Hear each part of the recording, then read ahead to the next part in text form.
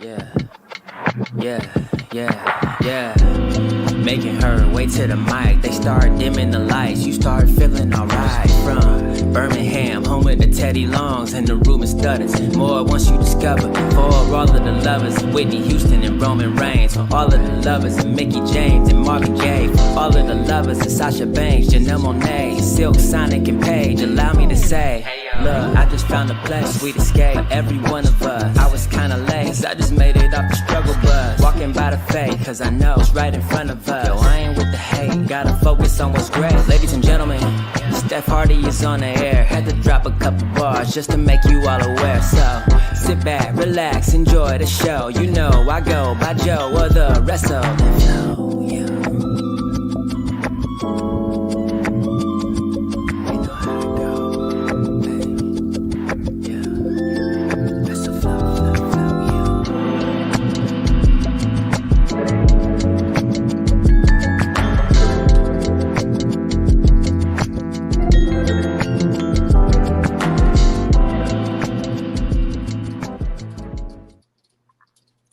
Hey y'all, and good morning or good evening wherever you're watching.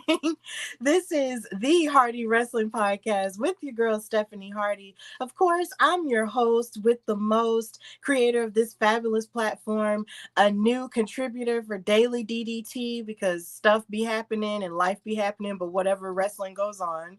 And I'm a color commentator for the Belladonna Division, Battle Club Pro, Black Girl Magic 2022, and Spartan Wrestling. And I am so honored and privileged to be sharing this space with two women who are making their own waves in their own way.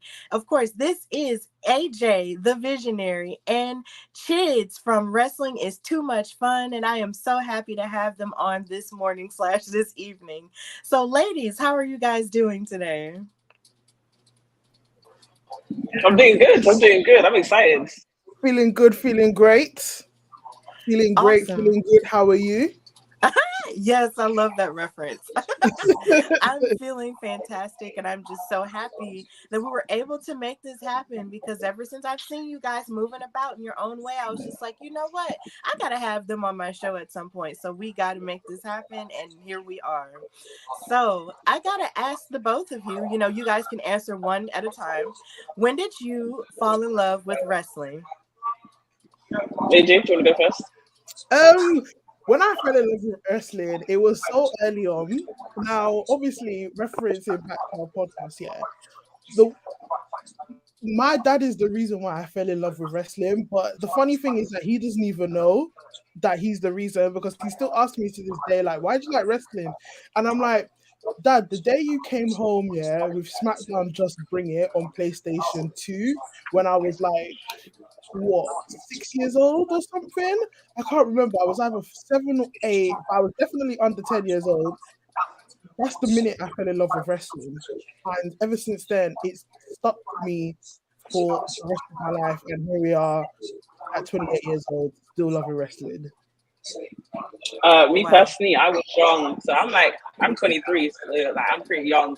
So I only started falling in love with wrestling early 2000s, and then I stopped, and then I got brought back into it through like podcasts such as like What Culture, and that's when I really fell in love with wrestling at that point. So maybe like 2015 is when I hit my.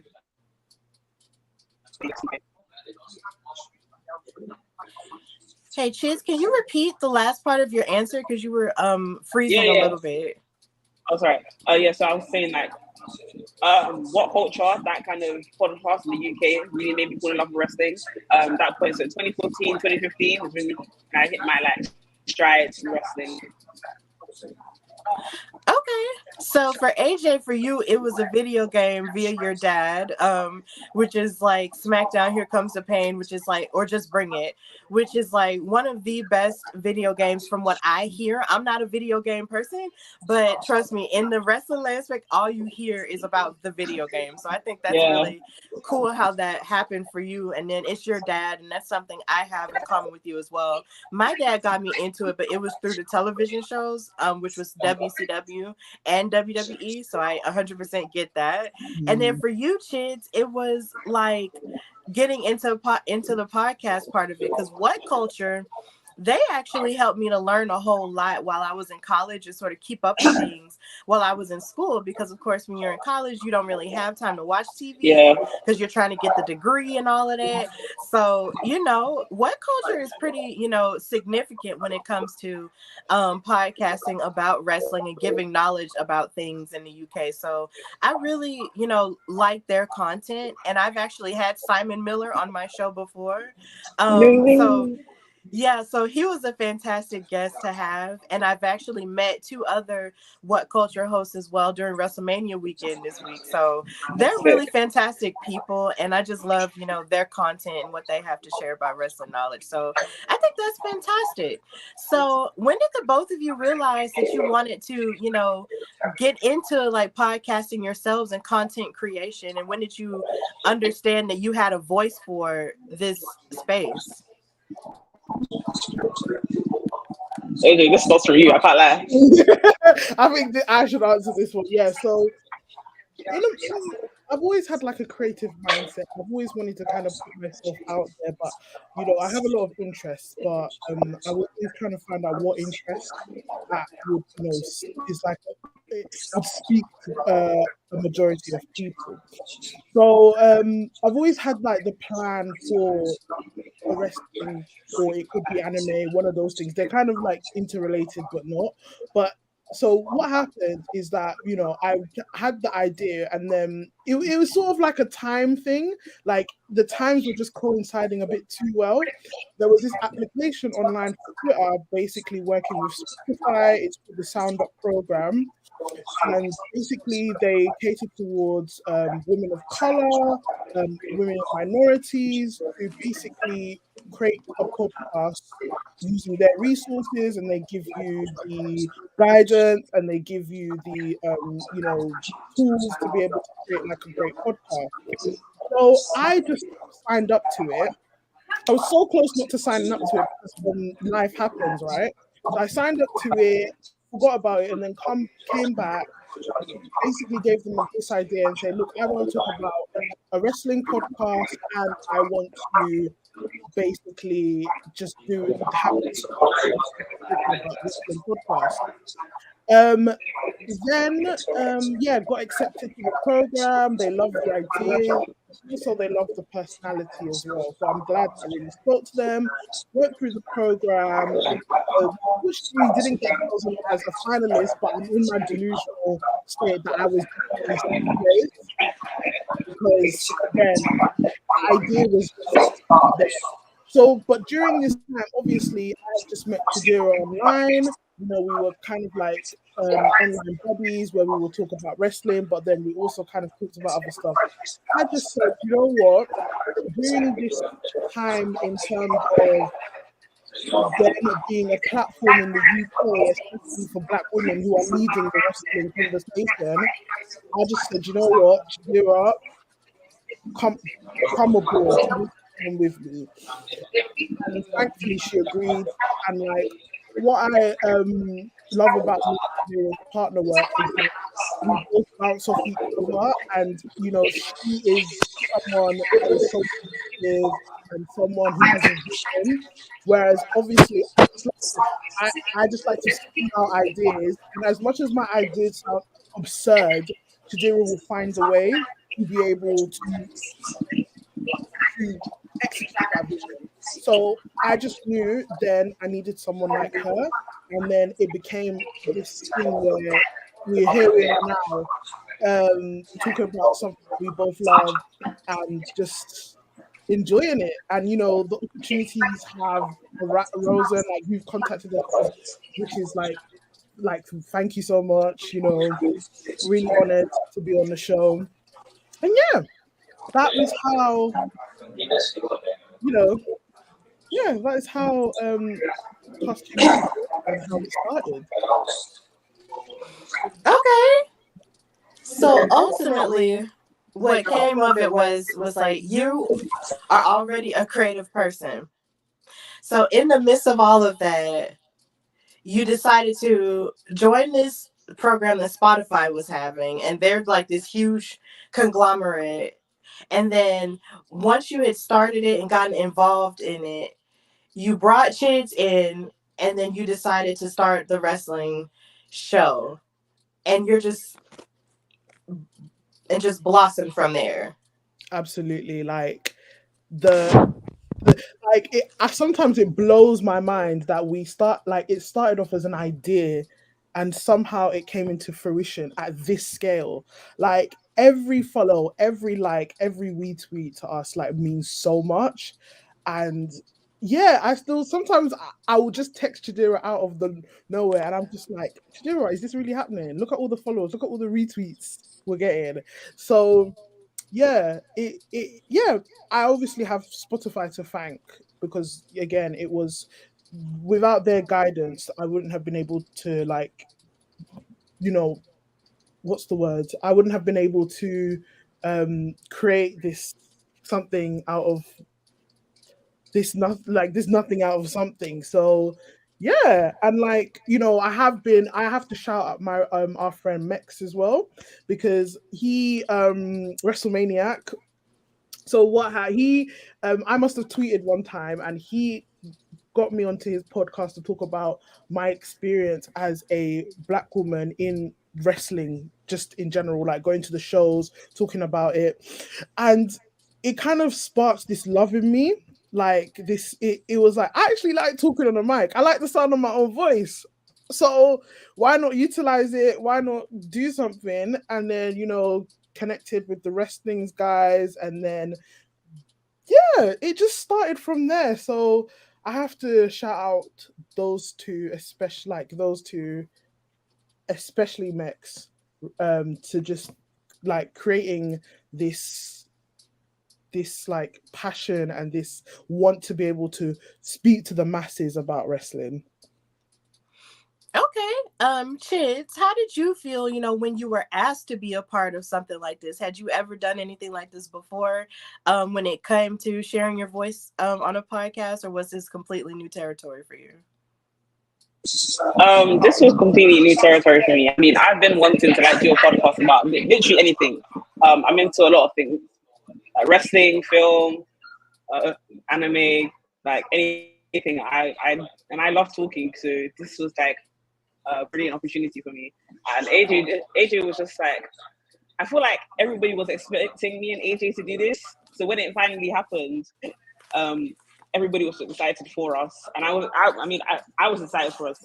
Like having a community that really wants to see you like persevere and grow and be successful was what mainly wanted, what mainly like pushed me to do it. Because like I'm not like camera shy, but like sometimes I'm like I don't know if I speak and people don't like my opinion. I don't know, but yeah, it was a great opportunity and I'm loving doing it. Okay, cool. Well, with all of that being said, and you guys bringing your powers together, was there any obstacles that you both faced, once you started the show, and how did you overcome them? AJ, do you have an answer for this? In terms of like obstacles, like we were like held with open arms. Like we started, and since then it's been from the get-go literally support upon support. I think to answer that question, most the obstacles that I had myself is more so imposter syndrome, like personal more like personal obstacles that would this be received well? Do I have a place here?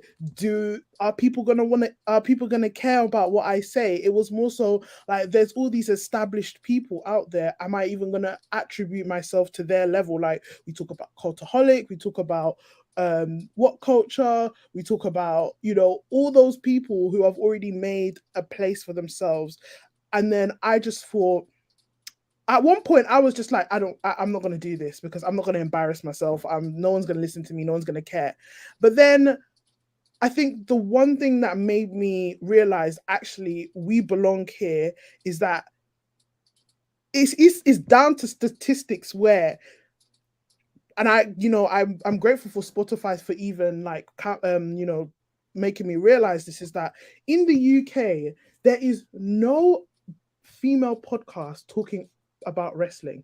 Okay, okay, wait, hold on, let me reword that. There is no black females out there talking about wrestling. So I said, do you know what? Forget that imposter syndrome, forget not being belonging, forget not all of that nonsense. Push it to the back because you belong, you have a space, and there's a space that's waiting for you to be filled in. So once we overcame that, obstacle in terms of all of that psychological, whatever, I think that's when it was like, yeah, cool, we're here and we're gonna stay. Well, yeah, that's it. That was more so the obstacle. And like I said, we've been welcomed with open arms, like from the US to the UK. Like, it's been fantastic. So yeah, like I said, in terms of more obstacles, it's been more personal, just how you feel inside, and whether, like I said, we're in a very male dominated, it's very male dominated.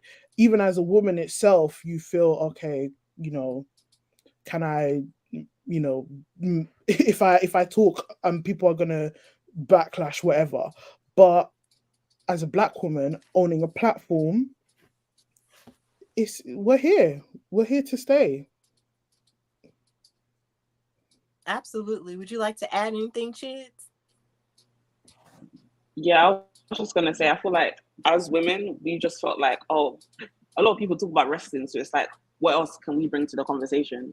But I feel like what makes us different to other podcasts, even just in terms of wrestling, is just our personalities shine through. Like, we're funny people. We're actually, me and AJ are hilarious. Like, I can't even lie. So y'all really are. Bringing us to wrestling, it's like a match made in heaven, essentially. So I don't think we had like any obstacles other than like race and gender, but those are just obvious things in life. So it was just more of what can we provide to the community, and I feel like we've like shown what we can provide, and everybody's enjoying it, which is great.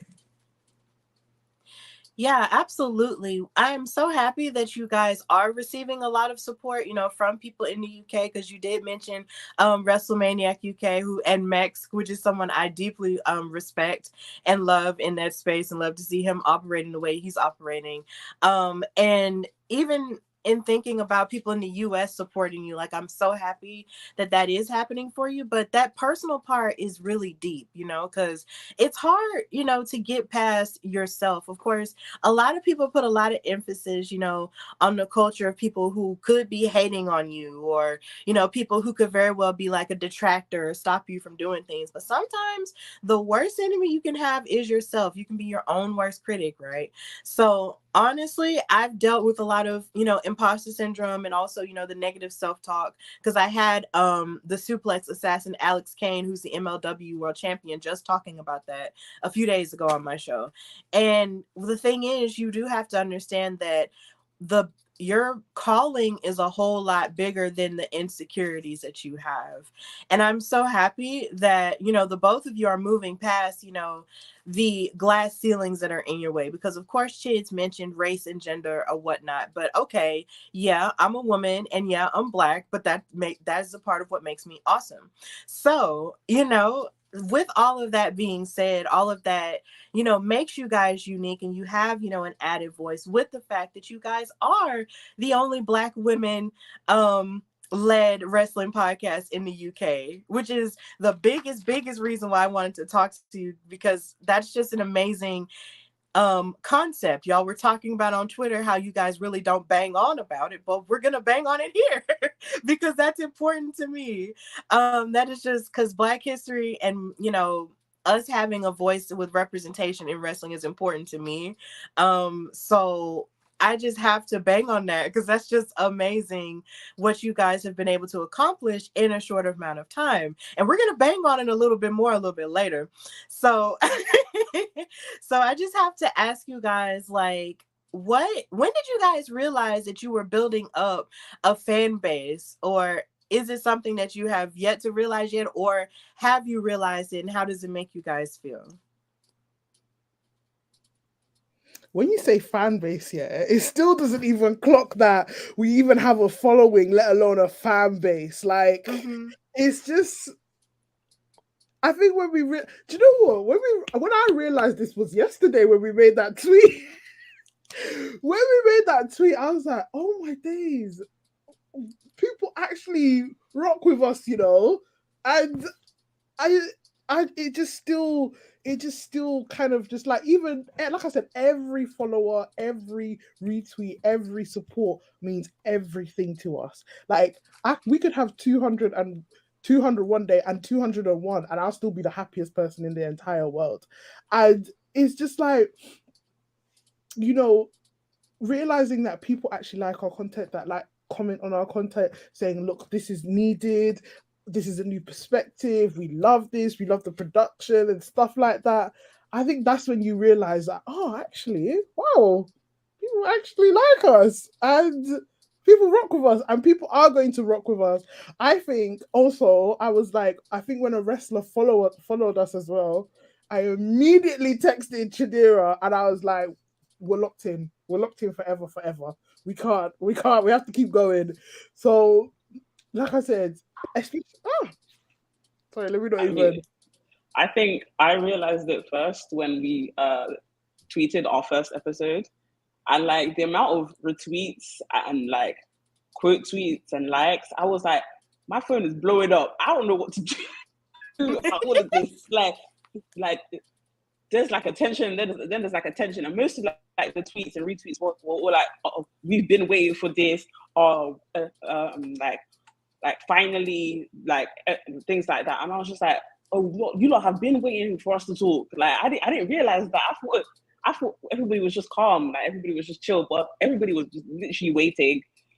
And like, obviously, we've been talking about it since like WrestleMania time. So like, it's now September. So people have been waiting for months. Like, even in the DMs, they were like, when is your first episode coming? And I've been telling our friends, but the episode's not out. And I'm just like, I don't know what to tell you, not yet, but you have to wait.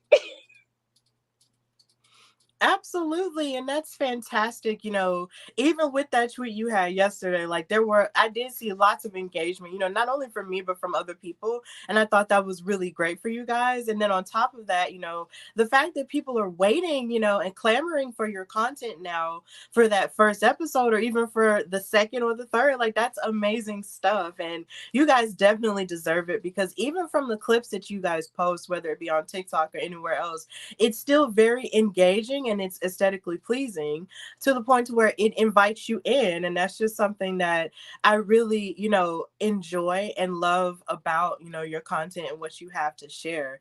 And I can't wait, for the next episodes to hear whatever it is that you guys have to say about whatever it is that's going on, because there's always a lot going on in wrestling. And I'm glad that you guys got that together. So what are some of your hobbies outside of wrestling? You guys did mention that you guys like a lot of different things. So what are things that you guys like to do when you're not, creating content? I personally feel like I'm like literally a full-time content creator, because like my other hobby is like aid into content creating. So I'm actually a freelance photographer. So that's what I do on the side. But media in general is just what I love. Like ever since I was a child, films, television, anime, books, I literally just got back into reading, and I've been reading like every day. So any kind of form of media, that's literally what I do. And I also like to chat shit on the internet. Okay, cool. I love media as well, so I definitely get that. AJ, what about you? My hobbies, yeah. But I consider myself like a full-time nerd. I absolutely like, if it's not wrestling, it's anime. If it's not anime and wrestling, it's video games. But the secret is, yeah, I actually don't own a console. So I watch gameplays on YouTube and tell people that I played the game. Like it saves money, and you don't have the experience, but you still know what's going on. So yeah, I like, if I'm not doing any of those, I'm watching like a gameplay on YouTube, or I've fallen into a rabbit hole of like, you know, game laws. Like I just love game stories and like again, I think I just love stories in general. Like that's just my hobby because all of these things that I do have a story, have an epic going on. So I just yeah, like I said, I just like to immerse myself into um a universe that is not real. Mm-hmm. Like just yeah, so yeah, if I'm always watching loads of anime and I'm watching video games online, and you know, documentaries on Netflix. Like I'm watching How to Become a Cult Leader. You know, not that I want to, but there's literally like a documentary called How to Become a Cult Leader, and Yes. it's like it tells you about like disclaimer, like I'm not trying, like no cult of personality here, like it doesn't work on this, it doesn't work on this level, but it's just like, you know, how to become like just things like that, like satirical documentaries, true crimes, like again, just all of that things to just really just get the brain going, get conversation flowing, and yeah, that's what I like to do outside. And if not, I'm sleeping. So you know. Yes. Yeah, you got to get those Z's in. I completely understand that because trust me, like if I was not talking to you guys this morning, I would be asleep myself. But you know, I am happy to be alive and awake, you know, and talking to you guys. So that's wonderful. You know, how you guys are just interested in so many different things that still tie back into wrestling with media, with magazine, with photography. Like there are so many forms of art that feeds into wrestling on a regular basis. So all of that is completely valid. And then with you, AJ, being, you know, a self-described blurred, that's a beautiful thing. And the fact that, you know, you're a gamer, but, you know, don't have a console, hopefully one day, you know, you'll be able to get a console and actually get some gameplay going. Like, even with, you know, being a blurred, all of that ties into wrestling now in more recent years. When you see the likes of, you know, the New Day, you know, celebrating the fact that they're into, you know, comic books or into sneakers or into, you know, gaming and stuff like that. And it's just a beautiful thing when you see all of those things combined into one, and then to also see Black people like us into those things openly and not being ashamed of it is wonderful as well. So I take it, AJ, every time you see someone like Zelina Vega or anyone else dressed up as any character from a video game, you take personal excitement in that. Listen, Yeah. when she came in that Street Fighter fit, I was living. I loved it. I was any type of cosplay that they do in wrestling. This is why I live for Jade and everything that Jade stands for. Any type of cosplay that they do, I have to pause and just take it in. I just be like, yeah, it's like the cross connecting worlds. It's just so cool. Like when when you just find out that all of these things are interrelated, and it's just beautiful. I'm Yeah. literally the same way. I'm a huge comic book fan. Marvel and DC are my things. So like when Jay dressed up as Storm, I was like, these are my two favorite things in the world. Like collaborating and coming together. I literally adore it. Like when Chef does any type of cosplay before like his run now, I was looking for it. Yeah, like I definitely live for those moments, like especially when Mercedes Moné, when she was Sasha Banks in WWE, when she came in the Royal Rumble, dressed up like Sailor Moon, that gave me life, okay? Because that was like, I'm not a full on anime person, but when I was a child, I did watch Sailor Moon a lot because I loved watching women fight crime. So that was my thing. And it's just like seeing her pop up dressed like that made me so happy. And then, of course, later on, here in Alabama, we do have an anime convention called Comic-Con, and I got to have my own fan table for the podcast itself, and I got to even decorate and show all the ways in which wrestlers dress up as different characters, because I had Ricochet dressed up as All Might, and then I also had Jade dressed up as a bunny character, and I'm not entirely sure what anime that's from, so forgive me for that. It's My Hero Academia. Yes. Okay. Both of those were from My Hero Academia, wasn't it? Yes. So those moments are, and then of course Rhea Ripley when she dressed up as Vegeta. at WrestleMania where there was no one. But either way, it was just all like the most amazing thing. All of it is collectively tied together in such beautiful ways. And I just love, seeing the cross connections between stuff like that. Because even when you watch anime, a lot of their action sequences give wrestling vibes a lot of the time. And it's just fascinating to see that. And hopefully more, there'll be more collaborations with, wrestling and anime and wrestling and video games, as we continue to grow and as those mediums continue to grow as well. So that's really exciting stuff that you guys are into. And all of it ties back into wrestling and it's beautiful. And I'm sure that you guys will tie all of that in back into your show as well. So,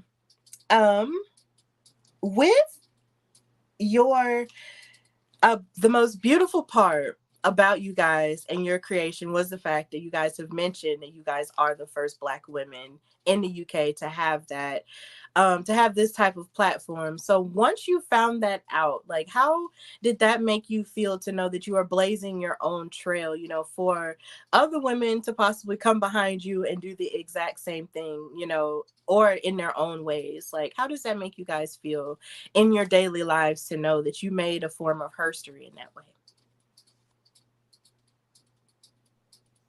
Honestly, it feels good. There's sort of what's the word? A bit of sweetness to it. It's when you think about it, it's like, why did it take so long for this to kind of, come to be in the UK? Like everybody has at least one like moment in their life where they've encountered wrestling, but there's always going to be some kind of thing where I think us as women especially, we all have that moment where something puts us off wrestling for a bit, and sometimes like sometimes we just have to like persevere in terms of our hobby, not persevere per se, but if we really like it, we will continue watching it. But then there's always some kind of like snide comment, or the reason why you're watching it is because of this, or the reason why you're talking about it is because of that. And like I said, it's sort of kind of like a moment where it's just like, why did it take so long? But also it's a moment where it's like, I still can't believe that we're the ones. Fate took us to this part, to where we are today, to meet especially. And I think that's one of my, I haven't told Chidera this yet, but she's strongly the reason why I wanted to do this, because I thought me meeting Chidera was like, I'm a very, very strong believer in God. So me meeting Chidera, I said, God has put her here for me to do this with her. And if I'm not doing that, then then I'm not listening to my fate. Like, I know it's a strong statement to say, but I'm like a heavy believer in fate as well. So I said, you know what? The times Spotify has happened. I've just got to know Chidera. Like, come on. Like, it's the answers are screaming in your face right now. You have to do this, or else it's not going to happen. Like, and this is not to say that no one else was going to do it in the future. Obviously, there is, but right now, in this moment, in this time, this statistic is here. This is happening before your eyes. You need to step on it, and yeah, took the opportunity by the reins. And like I said, here we are. And hopefully, like I said, like even women have come up to us and said, yo, because of like you put yourself out there, we want to start off something as well. Or women are coming up to us and coming up and saying like, we can, like, talking to us. Like, I've met so many Black women especially who watch wrestling now, that immediately I'm like, come on the show, come on the show, come on the show. Or they want to go to shows with us, they want to talk to us, there's so many things. And it just affirms that this was the right time. And then there is the people out there, but they just need that community. And for women in the future to do it, honestly, like anytime we'll work with them, and like we'll support them. And it's like, I don't want to take that thing and say, oh, we're the catalyst, to say that, oh, we the one that started it and all of that and that. It's more so like, it's a beginning, and this is something that's going to happen in the future. And work with open arms to be able to be there for anybody if we want to be, like, if you need us. Absolutely. You want to add anything, Chids? Never in my life. First of all, I didn't expect to come to the pod to cry. Thanks, AJ. Oh, That meant a lot. Now I was gonna say, never in my life did I think that I would be able to make history in any sort of thing. Well, I was just like a normal person, but to be able to make it with wrestling is kind of like a dream come true. Um, it's amazing. It's amazing to feel like we've made history and we're establishing something, especially in London, which is very not to bad shame London, because you should all visit, but it's a bit sometimes, especially with like hobbies, especially with wrestling in terms of hobbies, because mainly people think we talk about like, no, I've been watching this, like I know my shit too, like I've been watching wrestling, I've been a part of this sports like community for ages. So establishing something and making it our thing is a great thing. So yeah. yes, absolutely beautiful. Like I just live for stuff like this because for me, I know that there were lots of Black women here in the United States that were doing it, of course, before I was. And I just know the level of support that I've even had, for people who are of the Africana community, and also not of the Africana community who supported me, it's just been numerous. And yeah, that's not to say that you won't run into your hard times, but it is absolutely wonderful when you have people who surround you and fill you with love and appreciation. And what I can truly say, as someone in this space, is that I am absolutely proud of you guys. And now I'm going to possibly start crying. I am proud of you guys for doing what you guys are doing, because it's just like, this world can be very, shaky at times, in wrestling and outside of wrestling. But the fact that you women, stepped out on faith and believed in yourselves enough to start your own platform and then make history in an area where you didn't think you probably would make history is such a beautiful thing. And you guys should be super proud of yourselves, even though it is new and you guys just started this year. It's still beautiful that you started anyway. And I'm just so proud of you both. And I, will continue to support you in whatever ways I can, even though we're an ocean away. Um, and hopefully one day we will meet each other and we won't be an ocean away anymore. But, it's a beautiful thing to watch us Black women doing the dang thing, because there are so many people who try to silence us, so many people who try to make it seem like what we have to say, doesn't matter. And the things that bother us in wrestling shouldn't be talked about because we should be past the race thing by now. Well, newsflash, we're not. But at the end of the day, as long as our voices are, raging against the machine and being true and honest, then we will always continue to succeed, especially as long as we have each other in a genuine way. And I am just so happy for you guys and so proud of you guys in every which way that I can be proud. Like, I'm just so happy for you both. Now, the first time I noticed you guys was, of course, when y'all were making content about WrestleMania this year. And that was a huge time because I was actually there, and it was a very overwhelming, experience for me as an adult to experience all of the things that WrestleMania week had to offer. But to be at the event was just out of this world. So in creating your content centered on WrestleMania, I just have to ask you both, like, how did you feel about it this year, and how do you feel about the events that have happened since then, and how it leads into what could happen next year?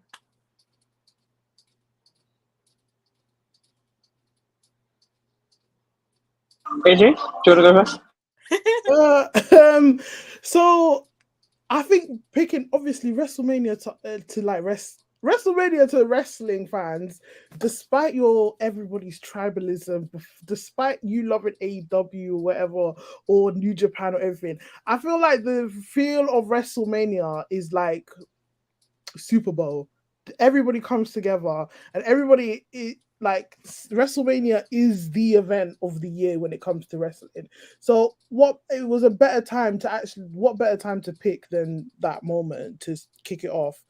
And the way WrestleMania went this year, like, you know, with Cody not finishing the story, with Cody not finishing the story, but you know, so much of the developments that have come from that WrestleMania, like, you know, we just talked about the other day, like the immense push that Chad Gable's been getting, the bloodline story, like just so many things have just sparked. And I think, you know, controversy, like not like news aside with WWE, I think in terms of the story and the product that they're putting out has improved slightly. It's personally, some people might argue and say it's not the greatest, but I think they've improved significantly. You know, the direction has changed, and you know, it's much more of a palatable product to watch, especially in terms of pay-per-views. And you know, again, just see, WrestleMania. It's like the start of a school year when it comes to wrestling. Like it just things. So obviously for us, it was like, you know, we have to start. We have to start during WrestleMania. Like there's no other event to start in. Like yeah. So and that's given us so much. It's giving us so much to work with. Like, you know, the change of hands in terms of the women's division, the championships, the, you know, the emergence of 2 new championships. Like there's so much that's happened since then. So it's so much to work with, and you know, it's always the basis to start with. Anybody who wants to do content creation, just find your company, find their defining moment, find their Super Bowl, their school start of the year, and just take it from there and work with it, because something's always going to emerge from that moment, from that 2-night extravaganza. Something is going to emerge. So yeah. Yeah, I was just gonna say, it's like, if it wasn't WrestleMania, when would we start? Literally, like it's the biggest night of the year, essentially. Like all companies in wrestling in general come around at that time. So if not then, when do we start? Literally, like I feel like it was the best point for us to start, and I feel like it established so many connections for us as well, because everybody was online and everybody was like looking for different content to reach out to. So I feel like it was a smart move on our part to start at WrestleMania as well. Yeah, like that's one of the coolest ways to start, because WrestleMania is actually my favorite PLE/pay-per-view ever. I think just because of the grandeur of it and the spectacle of it. That's what I really love. I'm just a grandeur and spectacle person. So it's just like when it comes to WrestleMania, like that is what it is. It is the showcase of the immortals. It sucks you in, and it's like you're inside of a giant monster that's just full of all of the glamour and all of the, you know, big fight feels and everything. So that was incredibly smart of you guys, you know, and astute of you guys to start, you know, creating your content centered around that, because everybody and their mama is looking for everything at that time. So that was really smart of you guys to do that. Like even for me, having what my birthday month was or is in terms of Steph Mania 30. Like that doesn't happen without WrestleMania. Okay. And shout out to my boyfriend. He came up with that. But it's just like that just had like WrestleMania is literally my thing. So to be able to be a part of it and go and create the little bit of content I was creating, because I was, you know, going everywhere, recording everything and all of the above. It was just amazing. And it's just, with Cody not finishing that story, it broke my heart, guys. It ripped my heart to shreds, and I'm still angry about it, and it's September. But because I thought for sure, you know, he was gonna win, because he's just an uncrowned champion to me. Like, but the thing about where we are now with wrestling, or at least with WWE, is anybody could step up and challenge Roman, you know, for those 2 titles. Jay could do it. Like, you at this point, Jimmy could possibly do it if he stopped acting so unhinged all the time. I mean, it's just so much stuff that could very well happen. You could throw The Rock in there as just a weird little wild card. Like, there's just so much going on even after that. And even with the women, like that's something else I also want to discuss with you guys. Like, how do you feel about the state of women's wrestling now, not even just in WWE, but just across the board. Since we're all women and we get to talk about this, like, how do y'all feel about the women's evolution and where we are collectively, not just in WWE but everywhere else? I think this is Chidz's forte right now because she's got a lot to say. And that's fine. She Because can say all of it. me personally, there's a company out there that I hate to say it, but I've given up. Like, I've prayed for times where I'm just like, can you not see the vision and the things that are going on in your company? And I mean, Wrestle Dream is around the corner, and it's pretty much speaks for itself, right? In terms of just that particular company. But for me, in terms, I feel like there's still a long way to go across the companies. Like, um, like I said, Chidira, you take it away because if I start, I won't finish. I can't lie, I'm in agreement with AJ. I just feel like I tweeted it yesterday, but like the Wrestle Dream card only has one women's match. All in one women's. I think that we only had one women's match. I don't know what's going on. I thought we were like furthering ourselves, but it's like we're taking a step back, and I don't appreciate it, and I don't like it. I was talking to like yesterday. The Wrestle Dream card is full of Ring of Honor matches and stars, and I'm like, where's Athena then? Where is Athena? Athena's been running Ring of Honor for like a year, and she's not on the card. It doesn't make any sense, and I don't like it, and I don't appreciate it. I just feel like women's wrestling, like, if you want to watch women's wrestling, go to Stardom, go to Japan, just stick to that. If not, the Western area, unless it's Impact, it's not going to do you any justice. I can't lie. I'm not to like insult these companies, but I feel like we need to make a stand and we need to be talking about these things. But nobody's talking about them. Nobody's talking about them, and it's disappointing to see and to hear. Yeah, I absolutely agree with the sentiment that you guys have.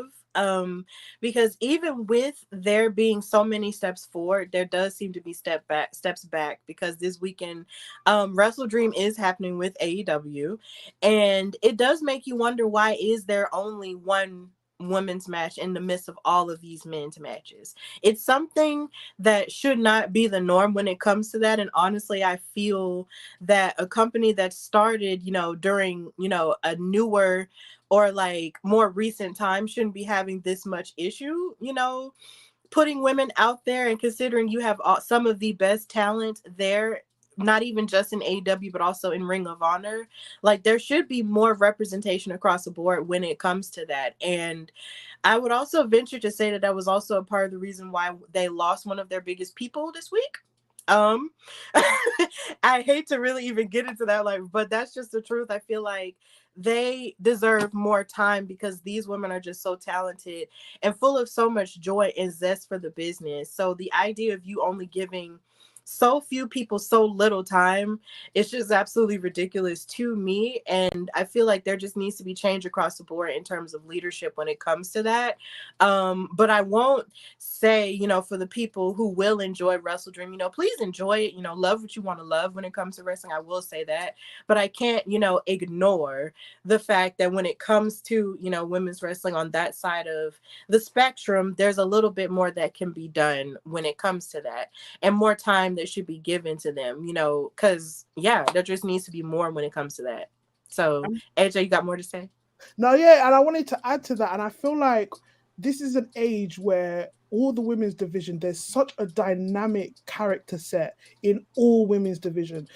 Back in the day, it used to be the blonde bombshell with the big boobs and the, mud fights and bikini fights. Like, back then. But then now we're seeing like a shift in more athleticism, in different gimmicks, in different aesthetics, in stronger women. Yeah, not to say that the blonde bombshell is not a problem. Like, it's fun and everything. But like I said, we're at an age where we've shifted from the divas, the fitness models, to actual female wrestlers.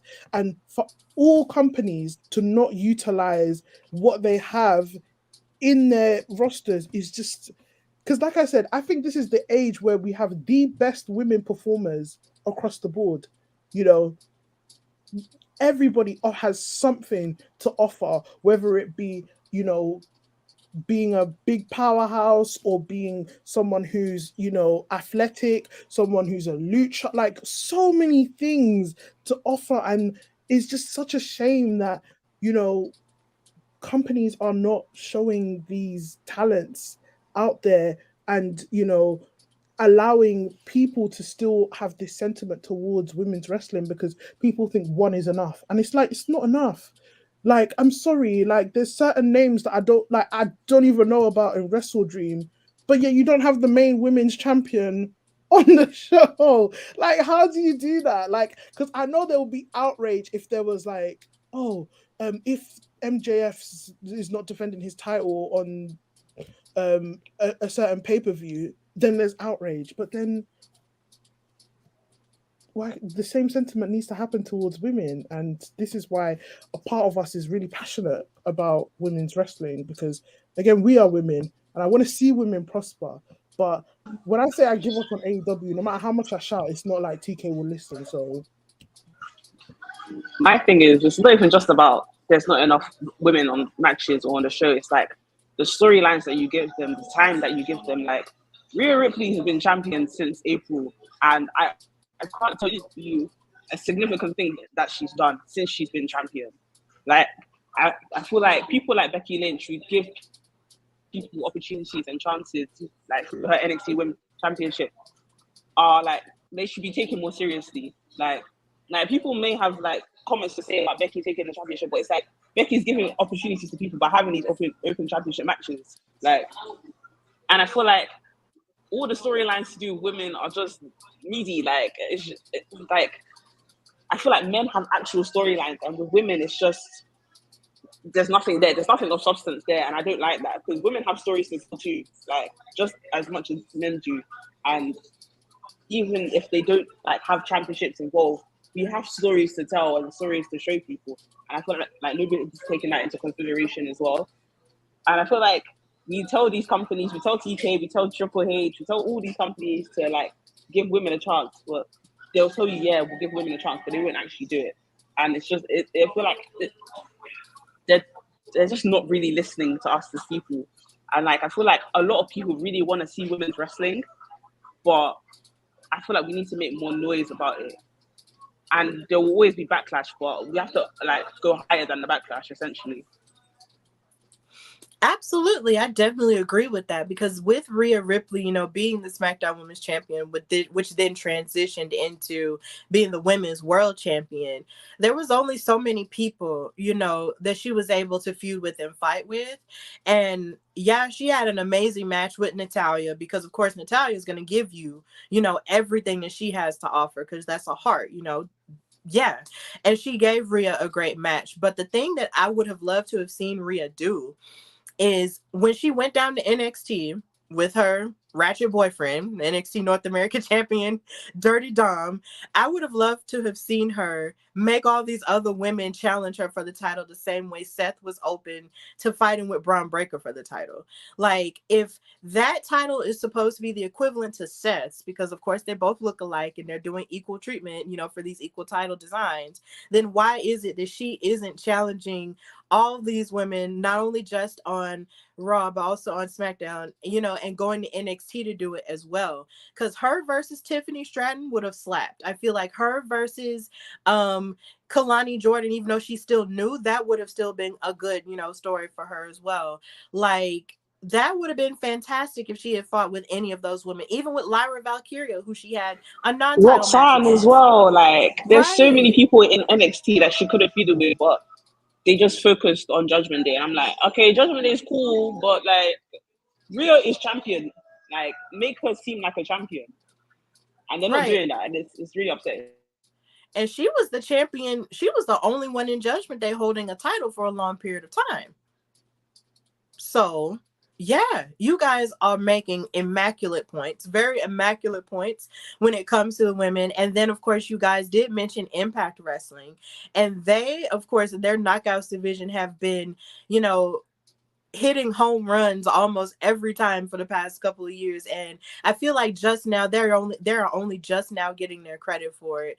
And then of course now you have the attention of Trinity being there and her being Knockouts champion, and I am so excited for her because I feel like she's able to really showcase more of what she had to offer with her arsenal and having matches against people who she didn't even have the chance to have matches with in WWE. Because the fact that she's having a championship match against Mickey James just now blows my mind to bits. Like, excuse me. I praise God that it's happening.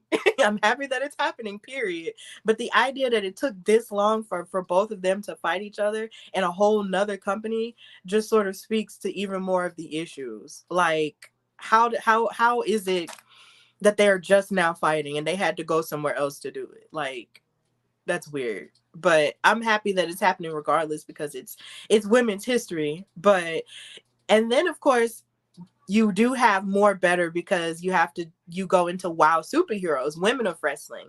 That is an hour-long show that's just dedicated to just women fighting, period. And that's a show that I've been, blessed to cover and blessed to be a part of.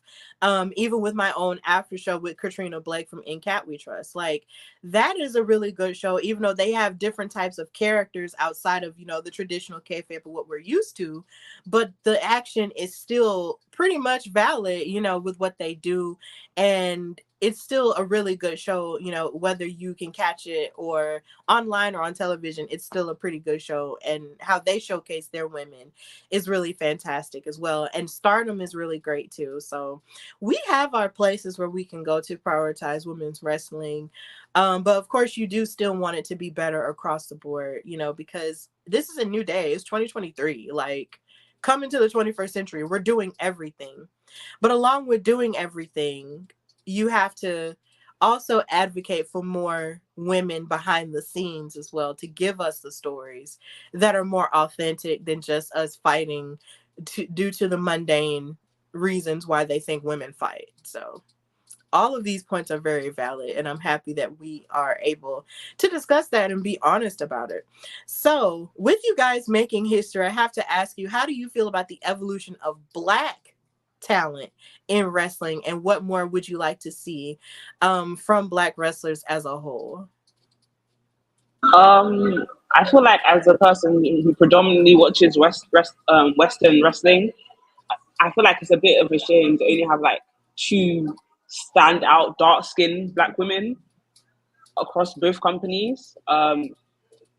Especially in like WWE, like, yeah, there's more Black talent in NXT, but more people are watching like the main roster, and it's like, but now it's just Jade Cargill and Bianca Belair, and it's like, where's the rest? And I know that there's so many indie talents, so many indie personas who have so much talent and so much to show, but just aren't like given the opportunities. And I feel like it's a shame as well, especially in like AEW, where they have like AEW Dark and Rampage, and I feel like they don't showcase enough of us. And I feel like Black women in general across the wrestling field are so talented, but they're just not given the opportunities. And I feel like that also has something to do with a lack of Black like corporate, like behind the scene workers as well. It's like there's not enough people to advocate for us. And I feel like that goes in terms of race and gender. Like, there's not enough women behind the scenes, and there's not enough Black people behind the scenes in order to bring us to like the forefront of like the wrestling community and the wrestling like entertainment. Absolutely. You want to add to that, AJ? Absolutely. I think when it comes to Black talent, there's an immense, like, the Black talent out there is so, it's to a peak that you will look at them and you're just like, this is amazing. But then again, the big corporations out there, the pedestals that the out there is just, again, give these people a chance because they can actually do things. Like, one person I have to shout out is Roy Johnson, who we just interviewed, who has a platform called Everything Pattern, where he works with indie wrestlers and to give them those opportunities to be able to have a stage to be able to fight on. And the message behind it is because again, few and far between black wrestlers are sought out because, again, you've got, you know, the white counterparts who are, you know, dominating the scene. Like, even seeing, like, you know, when you actually see that, oh my god, these people are really like, it just takes a stage for them to showcase, this is it, this is what I can do. And I know we're all tired of the age old saying we have to work 5 times harder for us to get half this, but it's actually true. Like, it's actually true. And, you know, again, the talent is out there. It just has, I think, again, like for me, you know, we say women have a long way to go. I still think black talent in terms of the big corporations is still stagnant. I'm not gonna lie. I mean, wasn't it just last year that Naomi and Sasha / Mercedes got treated the way that they got treated? Big Swole got treated the way that she was treated. Uh, um Even back when we look back, if you want to go really back, look at the way Booker T was treated in that match between him and Triple H. Like, we still, for us to even have, you know, Kofi being one of the more recent champions, and then, you know, taking that moment in itself tells you everything. Like, people want this, and the talent is out there, and Kofi is an amazing worker. But then for you to just have all these opportunities that are few and far between, yeah, while working your ass off, it's just, I think personally, like, again, I think there's so much improvement that needs to happen. And yeah, that's just how I feel in terms of what the black talent is immense. Just, we could do, like, Just that, yeah. Done. Just to add on, just to feel like wrestling has been around for so many years, but I feel like we're still in this age where we're still being like the first ever black this, or the first ever African American this, first ever black British this, and it's like the way we say, oh, it's actually 2023. Like, it actually is 2023, and we're still having to say first ever. Like, let's be for real. And it's not just black people that are far and few in between in terms of like leading the way in wrestling, but like Muslim people as well. I feel like there's a lot of Muslim wrestlers, like, and like there's no, like, nobody really considers them. There's a lot of like gay wrestlers and nobody really considers them. It's like every day first ever, and I'm like, when will we stop saying first ever? Like, it has to come to a stop or a halt at some point. You're absolutely right when it comes to accomplishments like that, because even when, as you mentioned, Kofi Mania, like, that was such an emotional moment, you know, for all of us, and definitely for me, like, in watching that happen. Like, there shouldn't be so many first evers, because honestly, my biggest takeaway when it comes to Seth, you know, being the world heavyweight champion, I would have loved for Xavier to challenge him, or even a Kofi to challenge him, instead of just them doing the tag team thing. Like, if they could challenge Seth for that title, that would have been fantastic. Like, I would have lived for that, because honestly, there needs to be more black people placed in areas of prominence, you know, when it comes to that, and not just the ones that look like Bobby Lashley. No shade to Bobby Lashley, because he's fantastic and he is very talented, and, you know, and he's deeply chocolate, but at the same time, there needs to be others who, you know, deserve that opportunity as well. And when you mention the Bianca Belairs, you know, who are out in front, and then of course now they have Jade Cargill, you know, and these dark-skinned women who are so amazing, you can't help but wonder, you know, about the way that they, if WWE had learned their lesson from how everything happened with Trinity and Mercedes, like, will you actually listen to them? Will you actually care about what it is that they have to say and how they're portrayed on television? Like, will you actually give them the opportunities that they deserve? And you also have the other black women who you rarely see. Like, last night on SmackDown, you see B Fab there, but she was back there trying to keep Ashanti the Adonis from getting beat up. And that was the most we had seen her in a while, you know, especially given the releases and everything. Like, there should be more that she should be able to do. if, you know, Top Dollar keeps talking about, you know, how she had been training, you know, and how she had been getting better, when are we going to actively see that? And then you have Zelina, who is an Afro-Latina woman who is, you know, a part of the LWO. And the last big opportunity she had was versus Rhea Ripley at Backlash in Puerto Rico. And of course, that meant everything to her because she is of Puerto Rican descent. But since then, and since Money in the Bank, you know, I feel like she should have won Money in the Bank. But then you have Io, and you can't really deny her either. But there need to be more Black women put out there that are not just the big name ones.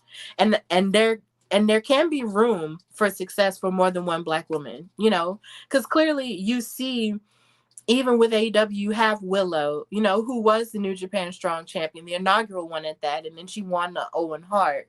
Like, and then she also main evented with Athena in Ring of Honor.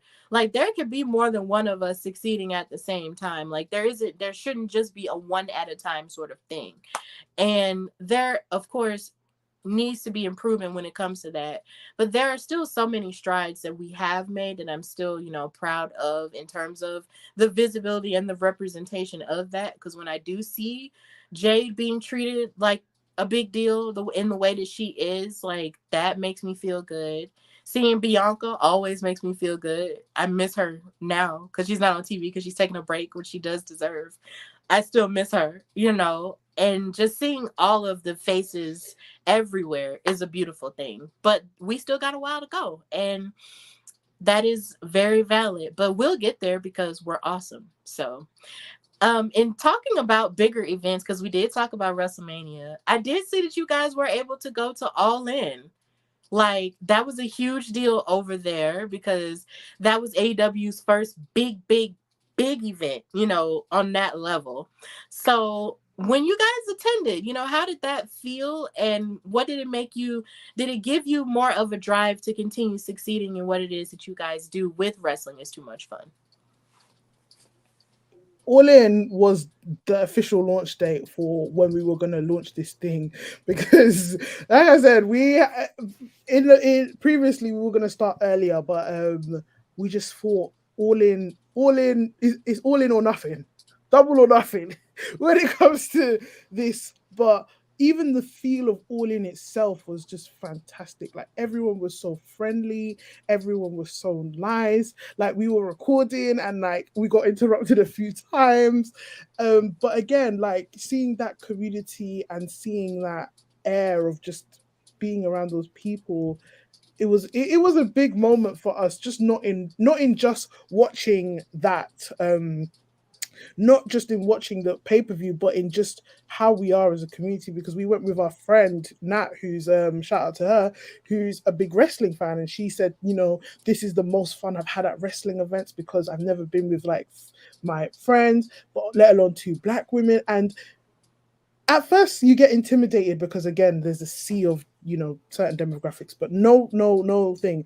But people were living for us because we were quintessentially us. Like, when Swerve came out, yeah, we were. I was twerking on the stairs, like I was screaming for Kenny Omega, like I was living, and then everyone was just living for us. So yeah, it was a big moment for us, like, you know, knowing that we belong, we're gonna have fun, we're gonna be ourselves, and we're not gonna care what anybody thinks. But then we're also gonna launch our pod as well, because if it's not Wembley, when else? Yeah, just to add on, I feel like for me especially, All In was like my first official like pay-per-view that I've ever been to. Like, I've been to like wrestling shows, but they were like I've been to like a Dynamite or like a New Japan show or like an indie show, but like All In was my first pay-per-view, and to experience that, like, especially with AJ and Nat, it was honestly the best experience I've ever had in my life. And I've had many experiences in life, but that was the best. And I feel like to have a community like that, especially because British wrestling fans, they go hard. Like, we are hardcore. Like, we are the audience to be with when you want to have fun, because we make anything a party. Like, even like singing, like 80,000 people just singing MJF's theme, which has no lyrics, by the way. It's just like it was amazing to be a part of and to watch and to witness. Like AJ said, people were living for us. I feel like I've mentioned this before, but me and AJ are hilarious people, like not just on the pod, but in real life in general. Like we make everything a part of it. We make everything a show. And you were doing everything and anything. Like I cried when Kenny Omega came out. People were just looking at me, and I was just like, "No, don't look at me. I'm enjoying my moment right here. I'm enjoying my moment right now. This is Kenny Omega. This is my going in the flesh that I'm seeing." Like it was just an amazing experience, and to be a part of it with AJ was just it made it more amazing because AJ is practically my sister. Like, and I can't even put into words how much it meant to me. So yeah. Yeah, like y'all are like the coolest fan base to watch on television. And let me tell you when I realized it when I was watching the UK championship tournament that was on the WWE network. When I watched that and I saw how excited, even though that was a smaller audience in comparison to the one at All In, when I saw all the chants and how creative you guys were with the chants and everything for everyone across the board, like Gunther/Walter and Pete Dunne and Tyler Bate and all of them, I was just like, they are lit and I love this energy. Like this is the type of energy I feel like is sometimes missing with us in the United States. We're spoiled. For the record, I just got to come out and say we are spoiled, okay? Because we get this more consistently. So we get excited, but we don't get like it takes a lot for us to get to like that raucous type of thing. And y'all are like on 10 all the time, and I love it so much. Like watching Money in the Bank this year was fantastic because the crowd was just so thrilled and so excited. Even Clash at the Castle last year, even though that was in Wales, like they were still very, pumped and excited about everything. And I just love international crowds.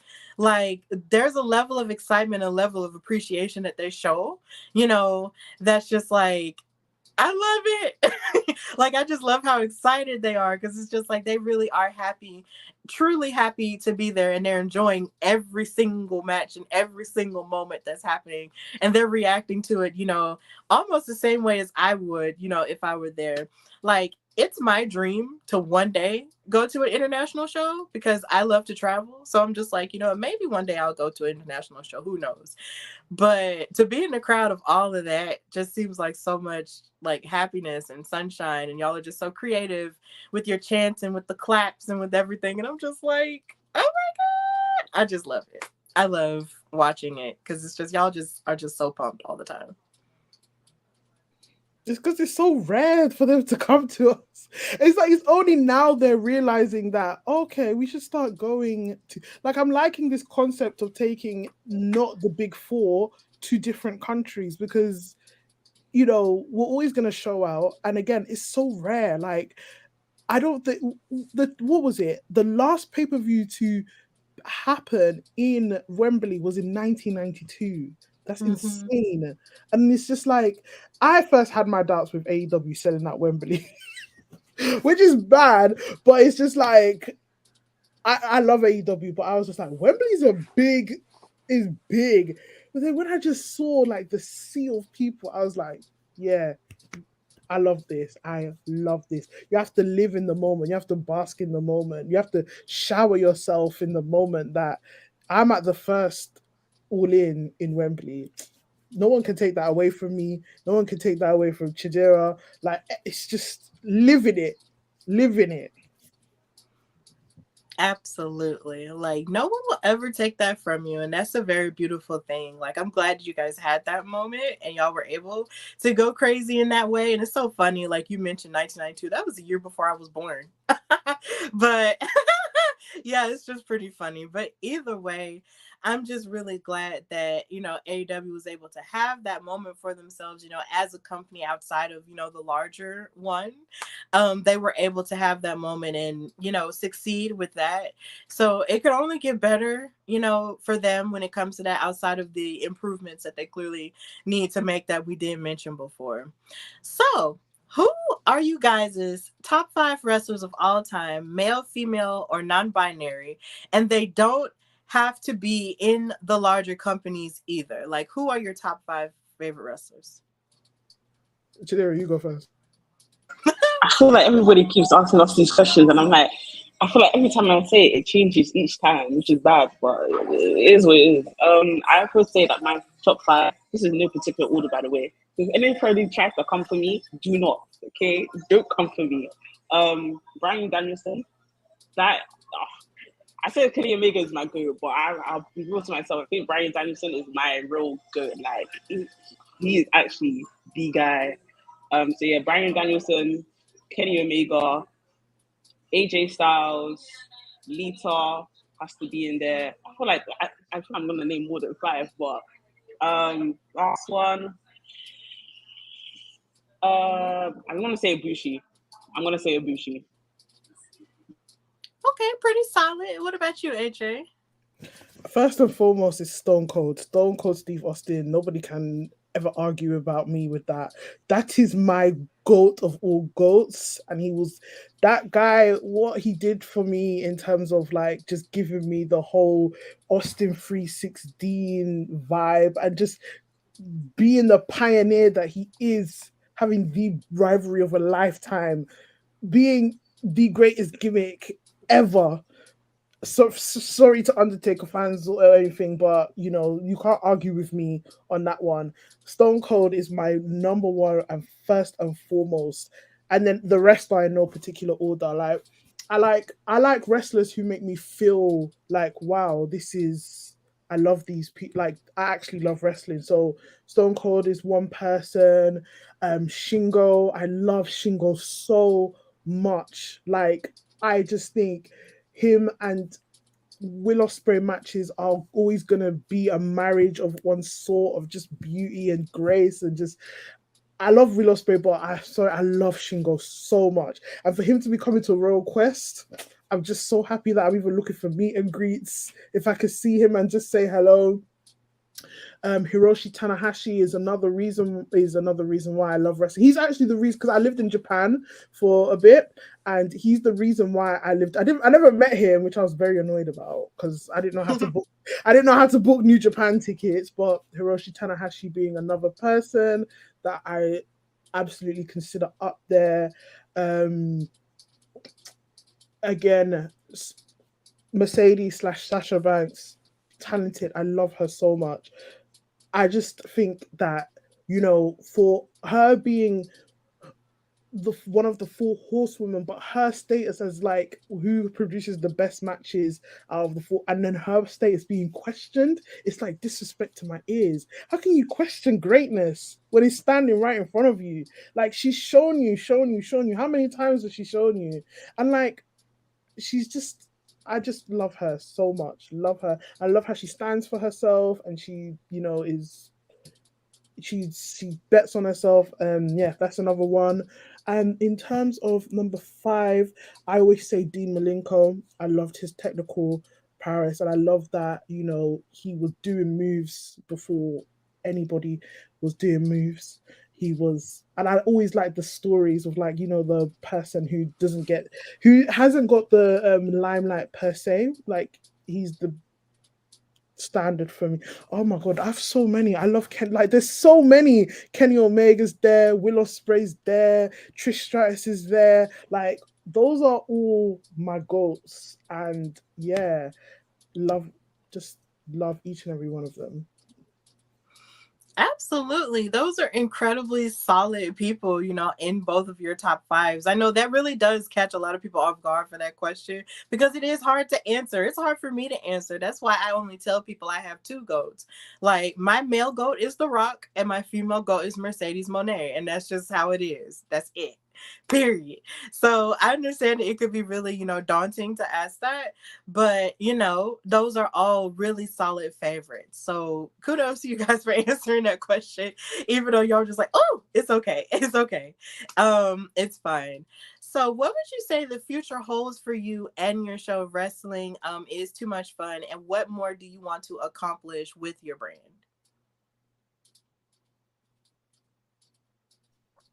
Again, I just want us to again the reason what we want to accomplish is again just a sort of positive take on wrestling that again, our tagline is wrestling is too much fun to argue about, because it genuinely is. Like when I came back from my wrestling hiatus of not watching wrestling, the discourse around it was so negative, and it was like everybody was trying to one up each other. Everyone was just, you know, everyone just it just wasn't like a nice feeling to talk about wrestling sometimes, because you could say one thing and then someone will try and say another thing.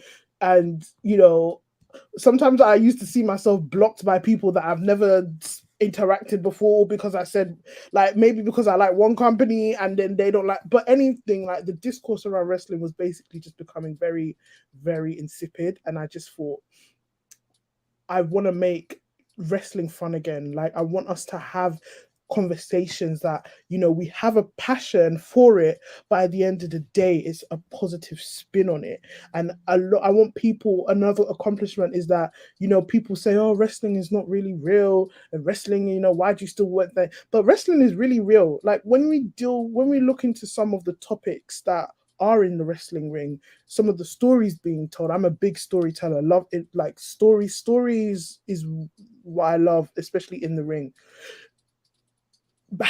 Dissecting that, being able to take people's perspectives and be able to spin it and be able to analyze, like, I guess it's a bit of an over analysis. Sometimes there's just matches out there that just enjoy it, but sometimes, like, when you look and see what, you know, these people are doing in the ring, these people are putting their bodies on the line in the ring, is just so, it's something that you have to talk about.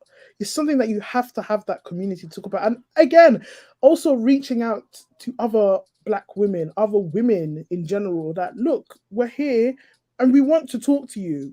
It's okay. We're not gonna ask you who was number 23 in Royal Rumble 1993. Like, we're not gonna ask you stupid questions like that. Even if you like wrestling in the stat that, oh, I saw Bret Hart walk down the street, it's fine. Like, we just want to have fun with it. That's take a silly spin to it, like with our Rock and Sock reviews. Well, it's actually called Rock and Sock Your Mum reviews, but you know, having those reviews where it's like we're looking at a match, we're teaching people that these matches happened, but analyzing these matches and whether we like it or not, and you know, giving people that kind of platform that say that, yo, this is a match that you should consider watching. Because again, shout out to wrestlings that when I used to speak to them, they used to recommend all these matches to me, and again, fell in love with wrestling again. And that's the kind of platform I want to sort of have, like just having that educational aspect, but also just being positive and having fun and just connecting with different people, and you know, spreading a good message around wrestling. And also going to shows. I want to go to shows. I want to go to a lot of shows. Yeah, I feel like for us, we just want to build a community of positivity. Essentially, like wrestling is actually way too much fun, and I feel like everybody's too serious about it. Like 5-star reviews, 4-star reviews, 6-star reviews, and I'm like tribalism. Then I'm like, nah. I just want to be in the moment and watch wrestling. I just want people to see people fight and talk about it. Essentially, and I feel like that's what me and AJ both agree on. Like, people are too serious about people fighting in panties, essentially, and it's like, let's be for real. Let's actually figure out what we're watching. We're watching men fight in their underwear, and I'm like, you lot are way too serious about it. And we just want to make it a fun and lively area. And I feel like we want to be like the community where everybody goes to, and you can expect fun, entertainment, laughs, giggles, kikis, like a couple memes here and there. We just want to be a community where especially Black women can come to and just be and feel like they can be themselves and watch wrestling, talk about it, have fun, have conversations, even if they are serious, but just be aware that, you know, people are here for you, people understand you, people agree with you, essentially.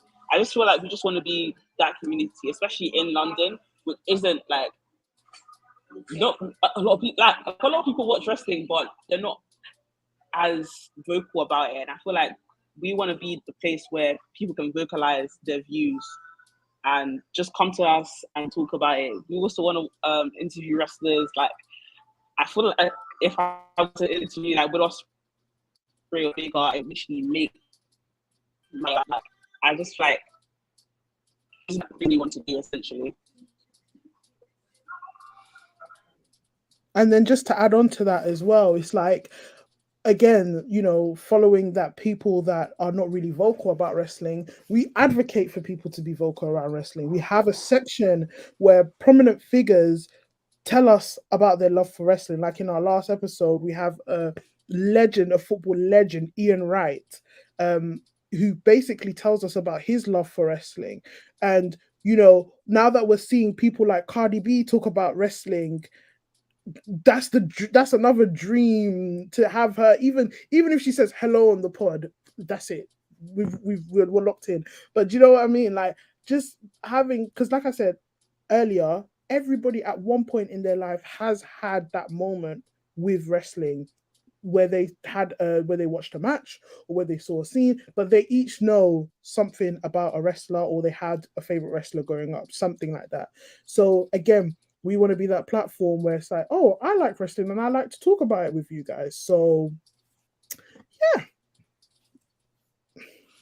That is absolutely fantastic. And I love, love, love that your passion is to be positive about wrestling, which is essentially why my show was built as well. I'm really ecstatic that the both of you have seen that wrestling is, of course, a fun thing and it's something to love and be into, because that's just the precedent of what my show is. It's just like I talk about wrestling because I love it. I'm only ever going to love it. I'm never going to stop loving it. So because I'm never going to stop loving it, I'm going to talk about all the things that I saw throughout the week and what I love about it. And the fact that you guys are doing it, and also in a pretty fundicational way, is just an amazing thing. And I'm so proud that you guys have created this platform, and then you have goals and you have dreams for yourself, for your podcast. The fact that you want guests to come on, the fact that you want to interview wrestlers, all of that is absolutely fantastic. And I am just so thrilled for you guys. I'm so thrilled that you guys are becoming a voice for those who feel like they can't be as open with their fandom in London, but you guys are going to make it cool. And I am just so happy that you guys exist at this point in time, in this happy time in wrestling, where so much is happening and you're helping to navigate helping others to navigate this space, and find their voices as well. Well, we have reached the end of our time together. So AJ and Chidz, I want to thank you guys so much for coming on the Hardy Wrestling Podcast to talk about, your show and everything you got going on. So please tell everybody where they can find and follow you on social media, and where you can find your show and what more you have on the horizon. We just want to say thank you, Steph, for having us on the show. It really means a lot. I feel like being interviewed is really weird to us, to me and AJ. Like, we're not used to it, but we want to really say thank you. And yeah, you guys can follow us on socials. AJ, you want to do the socials? Yeah, Stephanie, I just want to say thank you to you. Honestly, watching your platform is like, again, watching you thrive, watching you. We have to give you your flowers as well. Honestly, like, thank you for giving us the platform to be able to talk about it, but also share our story. And please continue doing what you're doing, and strive, and we're always going to be here to support you. If you ever need anything from us, just let us know. We're always going to be here. But yeah, in terms of where you can find us, you can literally find us in the horizon. We've got YouTube videos coming up. We're just dealing with a bit of legal, but yeah, shout out to our producer. Shout out to our producer Chris. He's been fantastic. Shout out to our our production company Unedited as well. They've been fantastic. But yeah, find us on Instagram, find us on TikTok, find us on Twitter, at official WITMF. So it's just wrestling is too much fun. Yeah, shortened, but official WITMF. In terms of podcast, we upload bi-weekly, so every other week. So episode 4 is coming out. No, is it episode 3. Sorry, episode 3 is coming out next week. So we're excited about that. We're talking, it's a kickoff to Black History Month. We've got some things lined up for Black History Month, which we're really excited about. We're just growing and growing with time. But yeah, we're always open to feedback as well. So anybody feels like, what we can do better, or what we can do, or just letting us know, just let us know. But yeah, as I said, official WITMF, personal ones, AJ, hold it down. You've got Chidera A.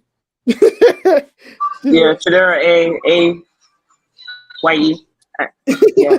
But yeah, so just drop us a line. Yeah, that's where you can find us, and that's what's coming up in the future.